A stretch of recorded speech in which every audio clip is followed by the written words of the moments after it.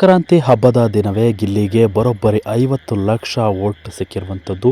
So ಈ ಒಂದು ವಿಡಿಯೋದ ಬಗ್ಗೆ ಮಾತನಾಡ್ತಾ ಹೋಗೋಣ ಬನ್ನಿ ವೀಕ್ಷಕರೇ. ವಿಡಿಯೋ ನೋಡೋಕೆ ಮೊದಲು ನೀವು ನಮ್ಮ ಚಾನಲ್ಗೆ ಸಬ್ಸ್ಕ್ರೈಬ್ ಆಗಿಲ್ಲ ಅಂದರೆ ಈ ಕೂಡಲೇ ಸಬ್ಸ್ಕ್ರೈಬ್ ಆಗಿ, ಹಾಗೆ ಪಕ್ಕದ ಬೆಲ್ ಐಕನ್ ಕ್ಲಿಕ್ ಮಾಡ್ಕೊಳ್ಳಿ ವೀಕ್ಷಕರೇ.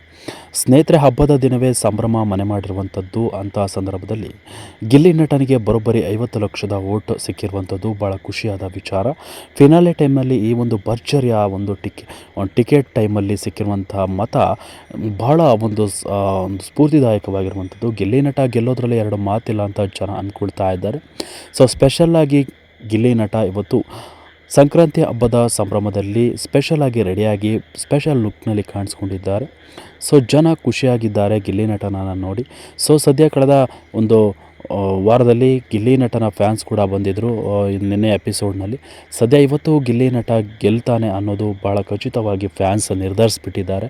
ಇಂತಹ ಸಂದರ್ಭದಲ್ಲಿ ಹಬ್ಬದ ವಾತಾವರಣದಲ್ಲಿದ್ದಂತಹ ಗಿಲ್ಲಿಗೆ ಕೊನೆಯ ಬಾರಿ ಕೂಡ 50 ಲಕ್ಷ ವೋಟ್ ಸಿಕ್ಕಿರುವಂಥದ್ದು ಖುಷಿಯಾದ ವಿಚಾರ ವೀಕ್ಷಕರ.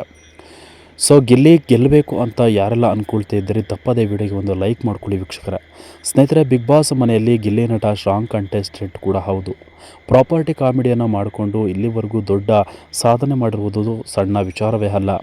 ಗಿಲ್ಲಿ ನಟ ಹಳ್ಳಿಯಿಂದ ಬಂದು ಇಂತಹ ಬಿಗ್ ಬಾಸ್ ವೇದಿಕೆಯಲ್ಲಿ ಎಲ್ಲರನ್ನ ರಂಜಿಸುವಲ್ಲಿ ಯಶಸ್ವಿಯನ್ನು ಪಡೆದುಕೊಂಡಿದ್ದಾನೆ.